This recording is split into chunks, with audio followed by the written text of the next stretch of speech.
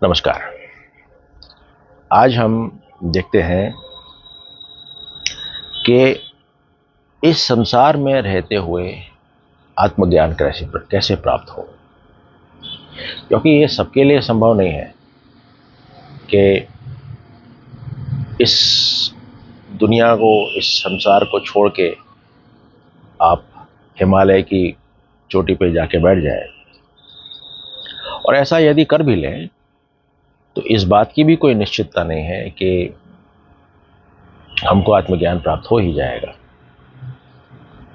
क्योंकि जिन चीज़ों को यहाँ छोड़ के जा रहे हैं वही चीज़ें वहाँ पे फिर से हम रेप्लिकेट कर लेंगे, फिर से हम जुटा लेंगे। तो सवाल इस बात का है कि फिर क्या किया जाए। इसके लिए हम एक कहानी का सहारा लेंगे, ऋषि उद्दालक का, और ये जानेंगे कि ये माया क्या है और इसके कारण क्या होता है। माया वो माया है जो कि होते हुए भी नहीं है और ना होते हुए भी है। जैसे हम मिराज देखते हैं डेजर्ट्स में या सड़कों पर गर्मी के टाइम पे दूर पानी दिखता है, वो है भी और नहीं भी है। ठीक वैसे ही इन सेंसेस द्वारा परसीव की गई हर चीज माया है। हर चीज और हर विचार माया है। वो है भी और नहीं भी है। जब हम उससे कुछ सब्सटैंशियल लेना चाहें, कुछ सार्थक लेना चाहें, तो कुछ मिलेगा ही नहीं, क्योंकि वो है ही नहीं। और ये होना और ना होना हमारे अंदर निरंतर एक असंतुलन की स्थिति बनाए रखता है।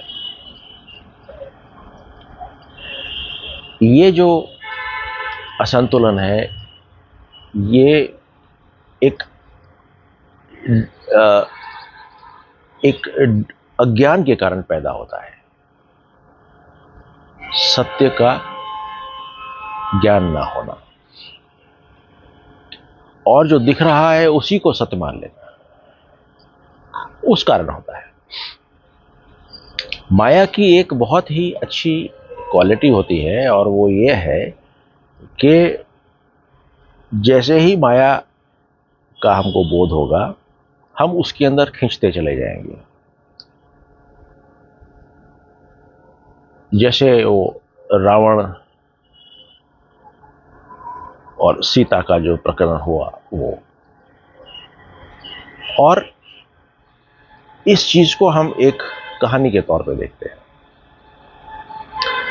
एक बार एक तपस्वी, इसको तपोभ्रष्ट नाम दिया गया है रमना महर्षि के कंपाइलेशन ऑफ स्टोरीज में, कि तप करते हुए भ्रष्ट हो गए। एक तपस्वी नदी किनारे तपस्या कर रहा था, ऊपर से एक पत्ता गिरा। अब वो पत्ता जब गिरा तो वो आधा पानी में था और आधा जमीन पे था। जो पानी वाला जो हिस्सा था उस पत्ते का, वो बन गया मछली, और जो जमीन वाला हिस्सा था वो बन गया पक्षी। अभी ये दोनों अपने अपने प्राकृतिक संसार में उड़ान भरने के लिए तैयार। मछली पानी में जाना चाहती है और जो पक्षी है वो आसमान में उड़ना चाहता है। दिस इज माया। तो जैसे ही ये हो रहा था और वो तपस्वी उसको देख रहा था, वैसे ही ऊपर से कोई ताकत आई और उसको नरक में ले गई। 999 लोग पहले ही थे, ये 1000वां हो गया। कुल मिला के कहने की बात यह है कि यदि हम अपनी सेंसेस जो हमारी हैं, उन सेंसेस के प्रभाव में आकर के एक्शंस करेंगे तो नरक ही नरक है, स्वर्ग का सवाल नहीं। और हम तपभ्रष्ट या पथभ्रष्ट माने जाएंगे।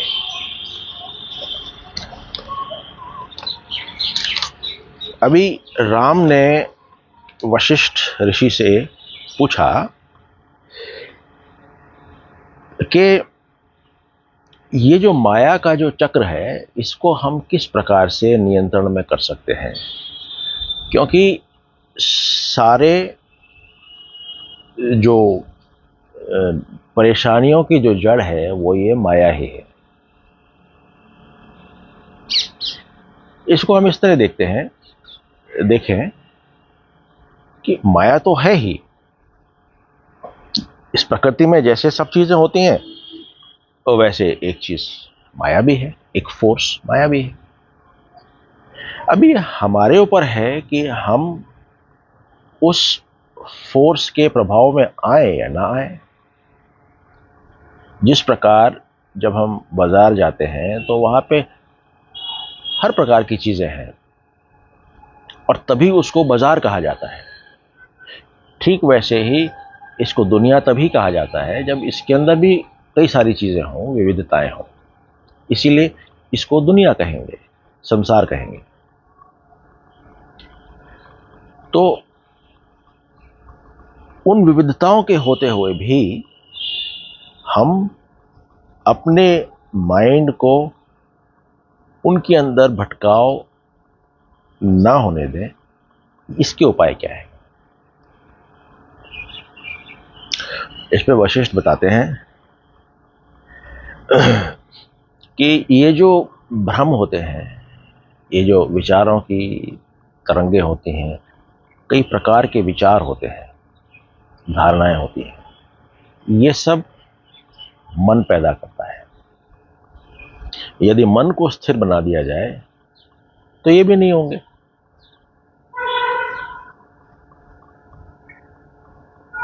और इसको करने का सिर्फ एक तरीका है, व्यक्तिगत प्रयास और तीव्र बुद्धि। व्यक्तिगत प्रयास पे हमने पहले बात की हुई है, सेल्फ एफर्ट पे। और बुद्धि हम सब में है, बस वो इस्तेमाल की जो डिग्री है उसके ऊपर निर्भर करता है कि हम कहाँ हैं और कैसे हैं। अभी ये दूसरा बोलते हैं कि जब ये जो संसार का जो प्रकट होने का जो फिनोमिना है, ये माइंड में होता है, माइंड की स्पेस में है। माइंड स्पेस कह लें, ये वैसा ही है जैसे कि एक मटके में स्पेस का होना। उस स्पेस में कई चीजें होती हैं। मटका टूट गया तो वो स्पेस खत्म। ठीक वैसे ही जब हमारे मन का जो सेपरेशन है, वो सेपरेशन समाप्त हो गया तो अलग से मन का एक अस्तित्व भी नहीं होगा। और जब वो नहीं होगा तो किसी प्रकार का कोई कोई ऐसा डिस्टिंक्शन नहीं होगा, फर्क नहीं होगा कि ये मन के अंदर की चीज और ये मन के बाहर की चीज, अंदर बाहर सब एक हो जाएगा। जैसे मटका तभी तक है जब तक कि उसकी दीवारें हैं। जब दीवारें टूट गई तो मटका भी नहीं है और अंदर भी नहीं है और बाहर भी नहीं है।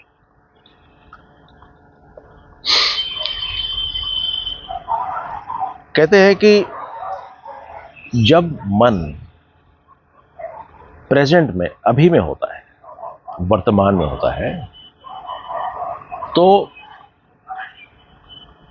स्वतः ही ना पास्ट होता है, ना फ्यूचर होता है, ना भविष्य है, ना पास्ट है।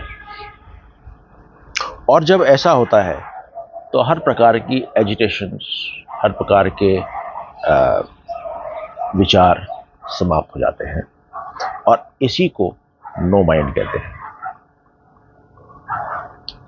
No mind, no concept, no concept, no agitation, no agitation, piece.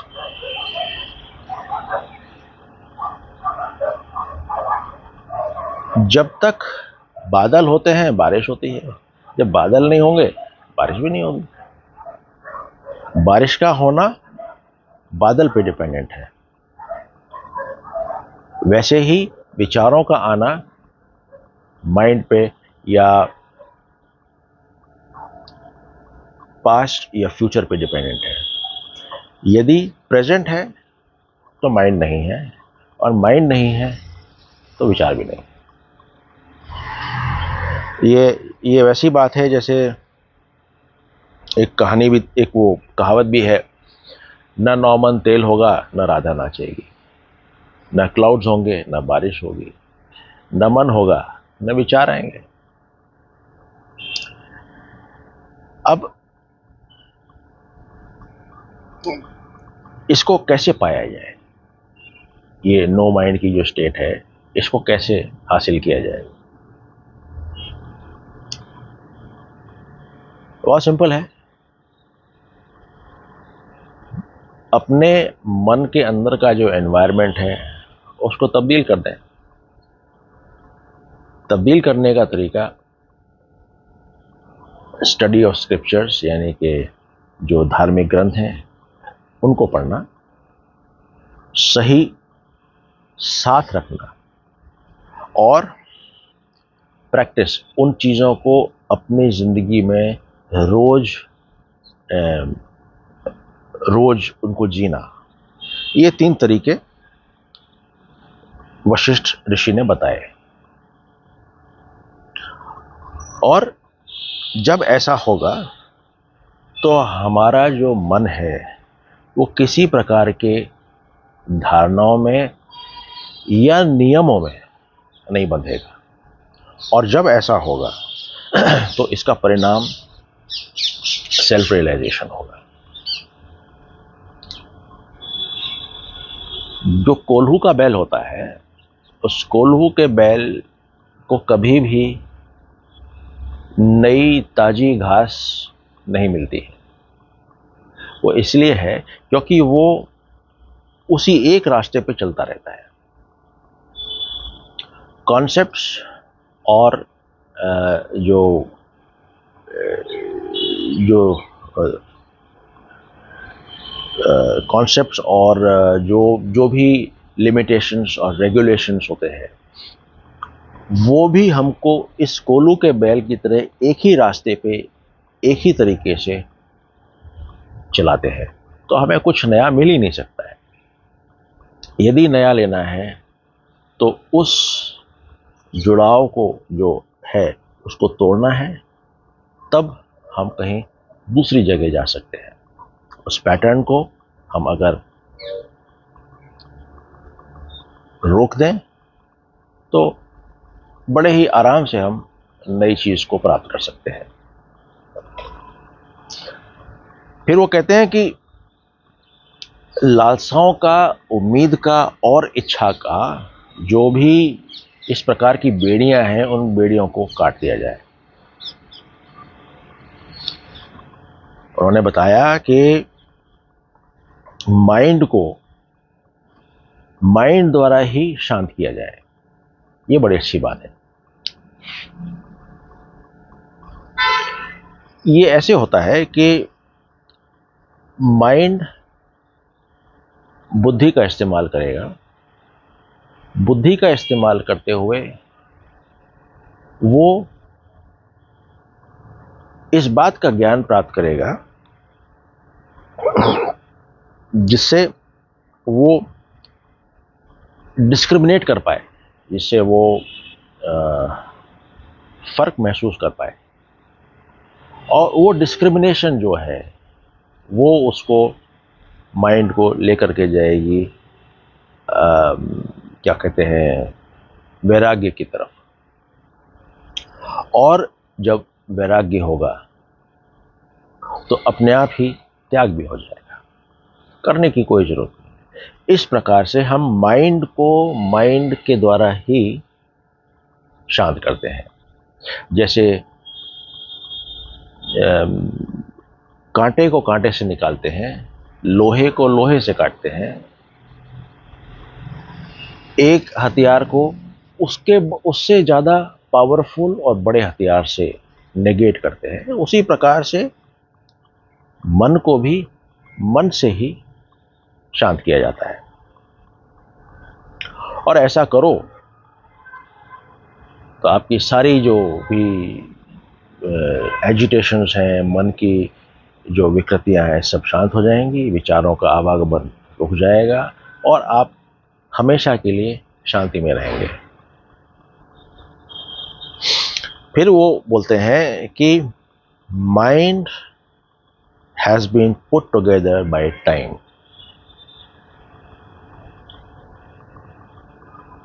समय के कारण माइंड है, माइंड के कारण समय का इल्म है, समय है, ये हम पहले देख चुके हैं। अब हम देख रहे हैं समय की वजह से माइंड है।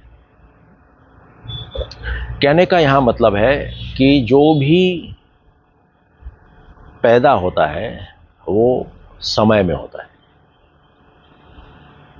डेट ऑफ बर्थ ये, डेट ऑफ मैन्युफैक्चरिंग ये, जो भी अस्तित्व में आएगा इस संसार में वो समय में आएगा।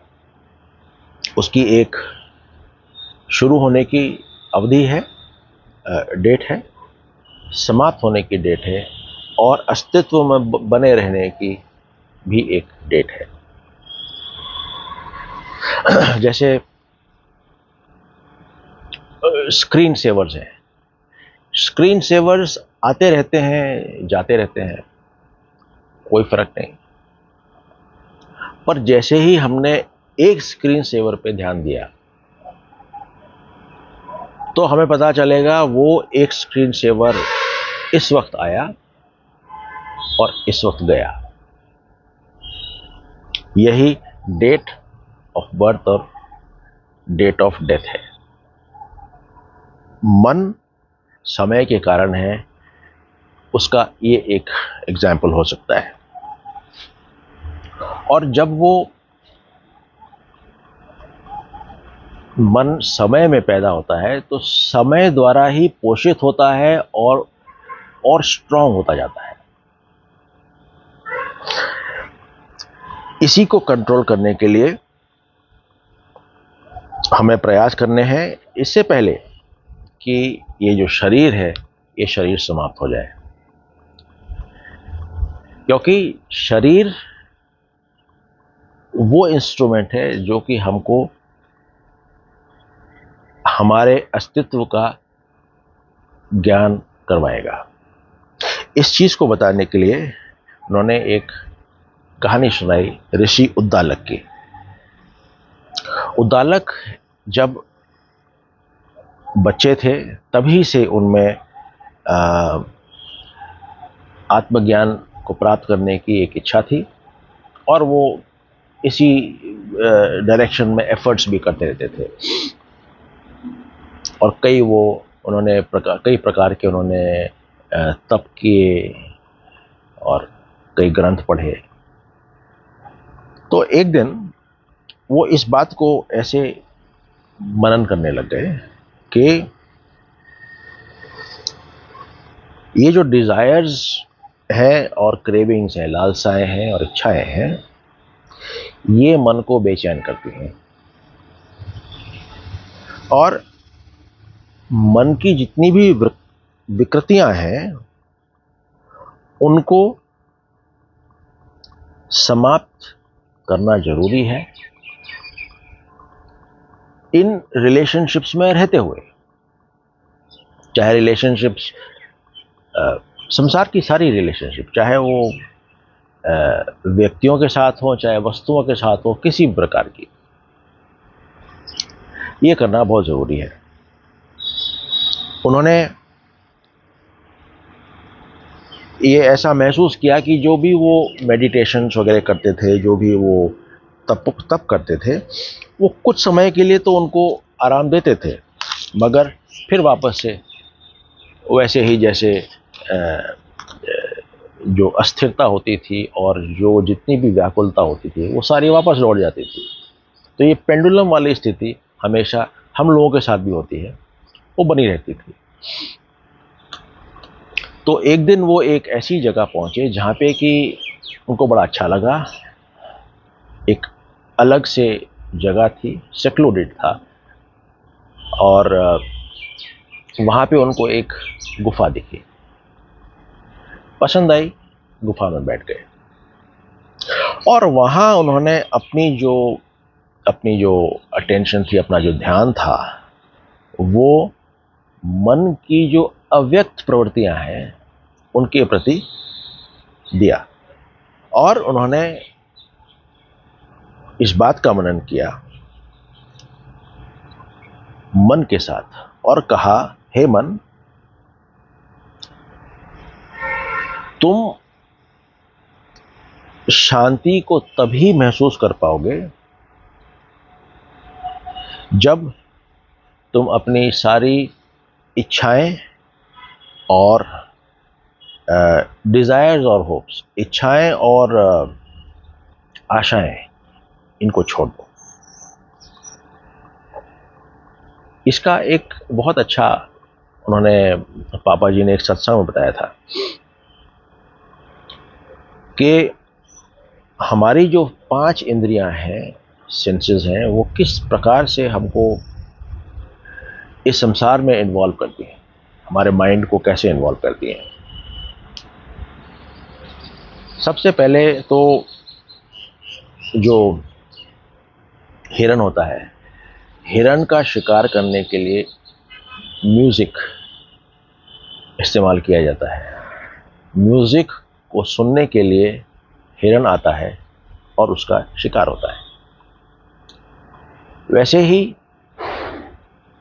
हाथी के लिए एक डिकॉय हाथी, फीमेल हाथी को बनाया जाता है, नीचे गड्ढा होता है। हाथी उस फीमेल हाथी को स्पर्श करने के लिए जैसे ही आता है, उस गड्ढे में गिर जाता है और पकड़ा जाता है।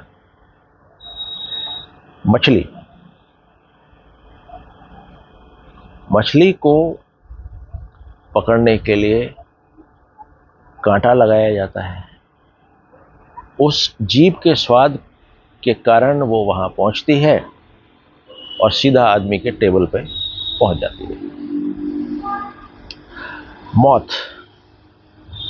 मौत जो पतंगा होता है, वो उसकी दृष्टि, उसकी आंखें फ्लेम को देखती हैं, और जैसे ही वो फ्लेम के पास जाता है, भस्म हो जाता है।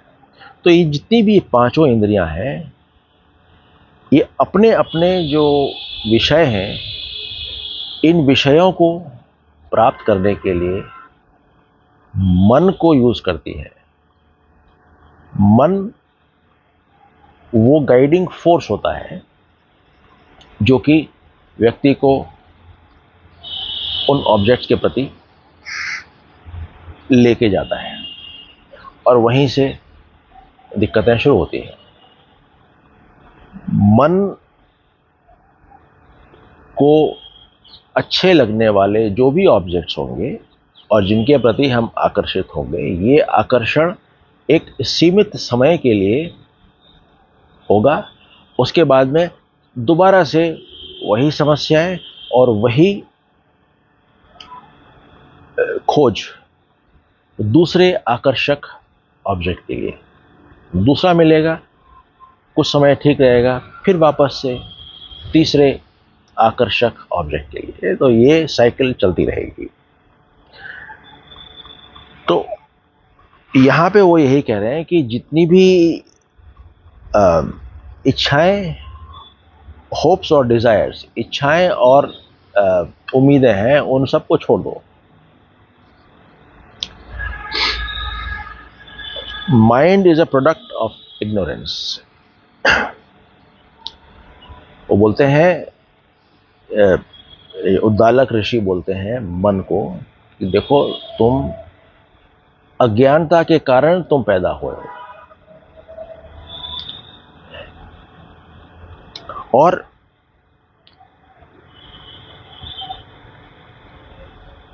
इस कारण से जब अज्ञान समाप्त होगा तो तुम भी समाप्त हो जाओगे। कमरे में रोशनी होगी, अंधेरा खत्म हो जाएगा। तुम ही ईगो हो, तुम ही अहंकार हो, अहम भाव हो, और मैं तुमको छोड़ता हूं।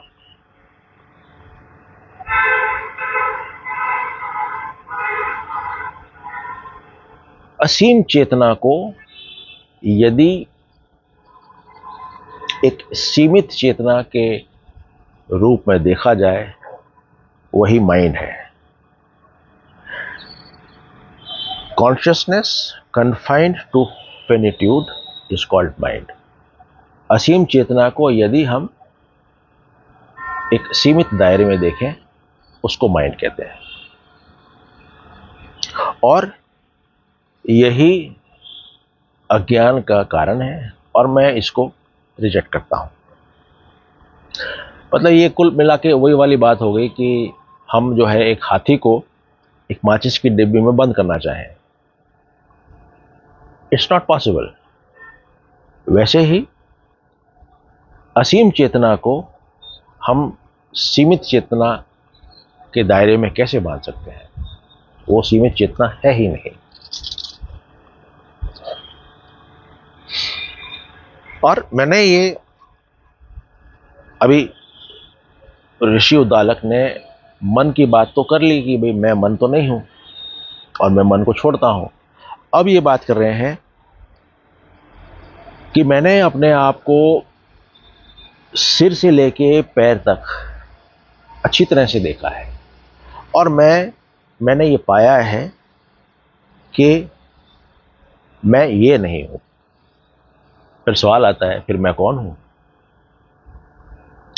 तो वो कहते हैं, हे मन, मैं ना ये शरीर हूं, ना इसका कोई एक पार्ट हूं, ना मैं तुम हूं, और ना ही मैं किसी भी प्रकार का कोई कॉन्सेप्ट हूं, कोई धारणा हो।